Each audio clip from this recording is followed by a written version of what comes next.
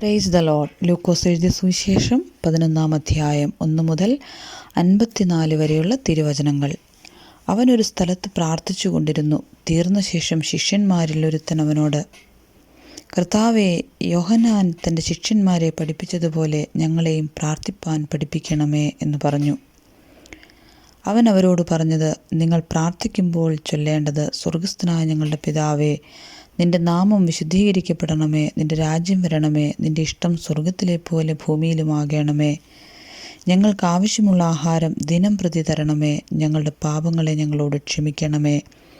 ഞങ്ങൾക്ക് കടം പെട്ടിരിക്കുന്ന ഏവനോടും ഞങ്ങളും ക്ഷമിക്കുന്നു. ഞങ്ങളെ പരീക്ഷയിൽ കടത്തരുതേ, ദുഷ്ടങ്ങളിൽ നിന്ന് ഞങ്ങളെ വിടുവിക്കണമേ. പിന്നെ അവൻ അവരോട് പറഞ്ഞത്, നിങ്ങളിൽ ആർക്കെങ്കിലും ഒരു സ്നേഹിതനുണ്ട് എന്നിരിക്കട്ടെ. അവൻ അർദ്ധരാത്രിക്ക് അവൻ്റെ അടുക്കൽ ചെന്ന്, സ്നേഹിതാ, എനിക്ക് 3 അപ്പം വായ്പ തരണം. എൻ്റെ ഒരു സ്നേഹിതൻ വഴിയാത്രയിൽ എൻ്റെ അടുക്കൽ വന്ന് അവന് വിളമ്പിക്കൊടുപ്പാൻ എൻ്റെ പക്കൽ ഏതുമില്ല എന്നവനോട് പറഞ്ഞാൽ, എന്നെ പ്രയാസപ്പെടുത്തരുത്. കതക് അടച്ചിരിക്കുന്നു, പൈതങ്ങളും എന്നോടുകൂടെ കിടക്കുന്നു. എഴുന്നേറ്റ് തരുവാൻ എനിക്ക് കഴിയുകയില്ല എന്ന് അകത്തു നിന്ന് ഉത്തരം പറഞ്ഞാലും, അവൻ സ്നേഹിതനാകൊണ്ട് എഴുന്നേറ്റ് അവന് കൊടുക്കുകയില്ലെങ്കിലും അവൻ ലജ്ജ കൂടാതെ മുട്ടിക്ക നിമിത്തം എഴുന്നേറ്റവന് വേണ്ടുന്നിടത്തോളം കൊടുക്കും എന്ന് ഞാൻ നിങ്ങളോട് പറയുന്നു. യാചിപ്പീൻ, എന്നാൽ നിങ്ങൾക്ക് കിട്ടും. അന്വേഷിപ്പീൻ, എന്നാൽ നിങ്ങൾ കണ്ടെത്തും. മുട്ടുവീൻ, എന്നാൽ നിങ്ങൾക്ക് തുറക്കും. യാചിക്കുന്നവനവനും ലഭിക്കുന്നു, അന്വേഷിക്കുന്നവൻ കണ്ടെത്തുന്നു, മുട്ടുന്നവന് തുറക്കും എന്ന് ഞാൻ നിങ്ങളോട് പറയുന്നു. എന്നാൽ നിങ്ങളിൽ ഒരു അപ്പനോട് മകൻ അപ്പം ചോദിച്ചാൽ അവന് കല്ല് കൊടുക്കുമോ? അല്ല, മീൻ ചോദിച്ചാൽ മീനിനു പകരം പാമ്പിനെ കൊടുക്കുമോ? മുട്ട ചോദിച്ചാൽ തേളിനെ കൊടുക്കുമോ? അങ്ങനെ ദോഷികളായ നിങ്ങൾ നിങ്ങളുടെ മക്കൾക്ക് നല്ല ദാനങ്ങളെ കൊടുപ്പാൻ അറിയുന്നുവെങ്കിൽ സ്വർഗസ്ഥനായ പിതാവ് തങ്ങളോട് യാചിക്കുന്നവർക്ക് പരിശുദ്ധാത്മാവിനെ എത്രയധികം കൊടുക്കും. ഒരിക്കൽ അവൻ ഊമയായ ഒരു ഭൂതത്തെ പുറത്താക്കി. ഭൂതം വിട്ടുപോയ ശേഷം ഊമൻ സംസാരിച്ചു. പുരുഷാരം ആശ്ചര്യപ്പെട്ടു.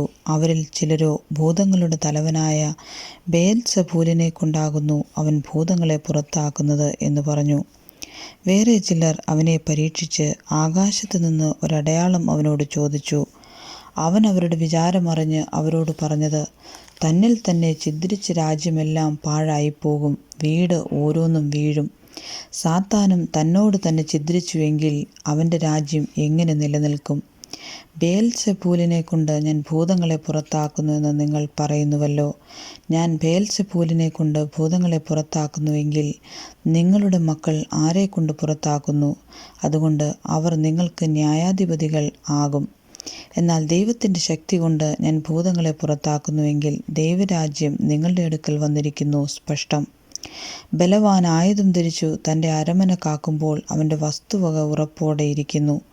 അവനിലും ബലമേറിയവൻ വന്ന് അവനെ ജയിച്ചുവെങ്കിലോ അവൻ ആശ്രയിച്ചിരുന്ന സർവായുധവർഗം പിടിച്ചുപറിച്ച് അവൻ്റെ കൊള്ള പകുതി ചെയ്യുന്നു. എനിക്ക് അനുകൂലമല്ലാത്തവൻ എനിക്ക് പ്രതികൂലമാകുന്നു.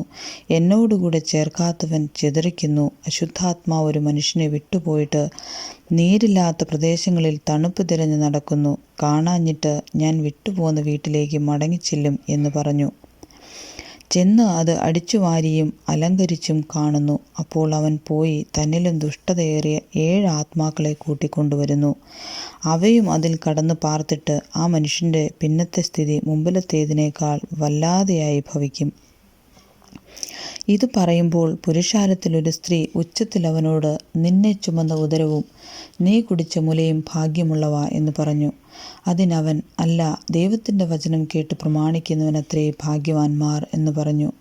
പുരുഷാരം തിങ്ങിക്കൂടിയപ്പോൾ അവൻ പറഞ്ഞു തുടങ്ങിയത്, ഈ തലമുറ ദോഷമുള്ള തലമുറയാകുന്നു. അത് അടയാളം അന്വേഷിക്കുന്നു. യോനായുടെ അടയാളമല്ലാതെ അതിനൊരടയാളവും കൊടുക്കുകയില്ല. യോന നിനവേക്കാർക്ക് അടയാളമായതുപോലെ മനുഷ്യപുത്രൻ ഈ തലമുറയ്ക്കും ആകും. തെക്കേ രാജ്ഞി ന്യായവിധിയിൽ ഈ തലമുറയിലെ ആളുകളോട് ഒന്നിച്ചുയർത്തെഴുന്നേറ്റ് അവരെ കുറ്റം വിധിക്കും. അവൾ ശലോമോൻ്റെ ജ്ഞാനം കേൾപ്പാൻ ഭൂമിയിലെ അറുതികളിൽ നിന്ന് വന്നുവല്ലോ. ഇവിടെ ഇതാ ശലോമോനിലും വലിയവൻ. നിനവേക്കാർ ന്യായവിധിയിൽ ഈ തലമുറയോട് ഒന്നിച്ചെഴുന്നേറ്റ് അതിനെ കുറ്റം വിധിക്കും. അവർ യോനായുടെ പ്രസംഗം കേട്ട് മാനസാന്തരപ്പെട്ടുവല്ലോ. ഇവിടെ ഇതാ യോനായിലും വലിയവൻ. വിളക്ക് കൊളുത്തിയിട്ട് ആരും നിലവറയിലോ പറയിൻ കീഴിലോ വയ്ക്കാതെ അകത്തു വരുന്നവർ വെളിച്ചം കാണേണ്ടതിന് തണ്ടിന്മേലത്രേ വയ്ക്കുന്നത്. ശരീരത്തിൻ്റെ വിളക്ക് കണ്ണാകുന്നു. കണ്ണ് ചൊവ്വുള്ളതെങ്കിൽ ശരീരം മുഴുവനും പ്രകാശിതമായിരിക്കും. ദോഷമുള്ളതാകലോ ശരീരവും ഇരുട്ടുള്ളത് തന്നെ. ആകയാൽ നിന്നിലുള്ള വെളിച്ചം ഇരുളാകാതിരിപ്പാൻ നോക്കുക. നിന്റെ ശരീരം അന്ധകാരമുള്ള അംശം ഒട്ടുമില്ലാതെ മുഴുവനും പ്രകാശിതമായിരുന്നാൽ വിളക്ക് തിളക്കം കൊണ്ട് നിന്നെ പ്രകാശിപ്പിക്കും പോലെ അശേഷം പ്രകാശിതമായിരിക്കും. അവൻ സംസാരിക്കുമ്പോൾ തന്നെ ഒരു പരീശൻ തന്നോടുകൂടെ മുത്താഴം കഴിപ്പാൻ അവനെ ക്ഷണിച്ചു. അവനും അകത്ത് കടന്ന് ഭക്ഷണത്തിനിരുന്നു. മുത്താഴത്തിന് മുമ്പേ കുളിച്ചില്ല എന്ന് കണ്ടിട്ട് പരീശൻ ആശ്ചര്യപ്പെട്ടു. കർത്താവ് അവനോട്, പരീശന്മാരായ നിങ്ങൾ കിണ്ടിക്കിണ്ണങ്ങളുടെ പുറം വെടിപ്പാക്കുന്നു, നിങ്ങളുടെ ഉള്ളിലോ കവർച്ചയും ദുഷ്ടതയും നിറഞ്ഞിരിക്കുന്നു. മൂഢന്മാരെ, പുറം ഉണ്ടാക്കിയവൻ അല്ലയോ അകവും ഉണ്ടാക്കിയത്? അകത്തുള്ളത് ഭിക്ഷയായി കൊടുപ്പീൻ, എന്നാൽ സകലവും നിങ്ങൾക്ക് ശുദ്ധമാകും എന്ന് പറഞ്ഞു. പരീശന്മാരായ നിങ്ങൾക്കയ്യോ കഷ്ടം! നിങ്ങൾ തുളസിയിലും അരൂതയിലും എല്ലാ ചീരയിലും പതാരം കൊടുക്കുകയും ന്യായവും ദൈവസ്നേഹവും വിട്ടുകളയുകയും ചെയ്യുന്നു. ഇത് ചെയ്യുകയും അത് ത്യജിക്കാതിരിക്കുകയും വേണം. പരീശന്മാരായ നിങ്ങൾക്കയ്യോ കഷ്ടം! നിങ്ങൾക്ക് പള്ളിയിൽ മുഖ്യ ആസനവും അങ്ങാടിയിൽ വന്ദനവും പ്രിയമാകുന്നു. നിങ്ങൾക്കയ്യോ കഷ്ടം! നിങ്ങൾ കാണുവാൻ കഴിയാത്ത കല്ലറകളെ പോലെയാകുന്നു. അവയുടെ മീതെ നടക്കുന്ന മനുഷ്യൻ അറിയുന്നില്ല. ന്യായശാസ്ത്രിമാരിൽ ഒരുത്തൻ അവനോട്, ഗുരോ, ഇങ്ങനെ പറയുന്നതിൽ നീ ഞങ്ങളെയും അപമാനിക്കുന്നു എന്ന് പറഞ്ഞു. അതിനവൻ പറഞ്ഞത്, ന്യായശാസ്ത്രിയായ നിങ്ങൾ അയ്യോ കഷ്ടം! എടുപ്പാൻ പ്രയാസമുള്ള ചുമടുകളെ നിങ്ങൾ മനുഷ്യരെ കൊണ്ട് ചുമപ്പിക്കുന്നു. നിങ്ങൾ ഒരു വിരൽ കൊണ്ടുപോലും ആ ചുമടുകളെ തൊടുന്നില്ല. നിങ്ങൾക്കയ്യോ കഷ്ടം! നിങ്ങൾ പ്രവാചകന്മാരുടെ കല്ലറകളെ പണിയുന്നു. നിങ്ങളുടെ പിതാക്കന്മാർ അവരെ കൊന്നു. അതിനാൽ നിങ്ങളുടെ പിതാക്കന്മാരുടെ പ്രവൃത്തികൾക്ക് നിങ്ങൾ സാക്ഷികളായിരിക്കുകയും സമ്മതിക്കുകയും ചെയ്യുന്നു. അവർ അവരെ കൊന്നു, നിങ്ങൾ അവരുടെ കല്ലറകളെ പണിയുന്നു. അതുകൊണ്ട് ദൈവത്തിൻ്റെ ജ്ഞാനവും പറയുന്നത്, ഞാൻ പ്രവാചകന്മാരെയും അപ്പോസ്തലന്മാരെയും അവരുടെ അടുക്കൽ അയക്കുന്നു. അവരിൽ ചിലരെ അവർ കൊല്ലുകയും ഉപദ്രവിക്കുകയും ചെയ്യും. ഹാബേലിൻ്റെ രക്തം തുടങ്ങി യാഗപീഠത്തിന് ആലയത്തിനും നടുവിൽ വെച്ച് പട്ടുപോയ സെഖരിയാവിൻ്റെ രക്തം വരെ ലോകസ്ഥാപനം മുതൽ ചൊരിഞ്ഞിരിക്കുന്ന സകല പ്രവാചകന്മാരുടെയും രക്തം ഈ തലമുറയോട് ചോദിപ്പാൻ ഇടവരേണ്ടതിന് തന്നെ. അതെ, ഈ തലമുറയോട് അത് ചോദിക്കും എന്ന് ഞാൻ നിങ്ങളോട് പറയുന്നു. ന്യായശാസ്ത്രിമാരായ നിങ്ങൾക്കയ്യോ കഷ്ടം! നിങ്ങൾ പരിജ്ഞാനത്തിൻ്റെ താക്കോൽ എടുത്തു കളഞ്ഞു. നിങ്ങൾ തന്നെ കടന്നില്ല, കടക്കുന്നവരെ തടുത്തും കളഞ്ഞു.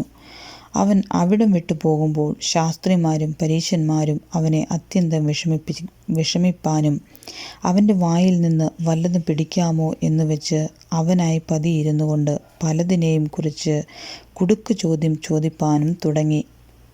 ആമേൻ.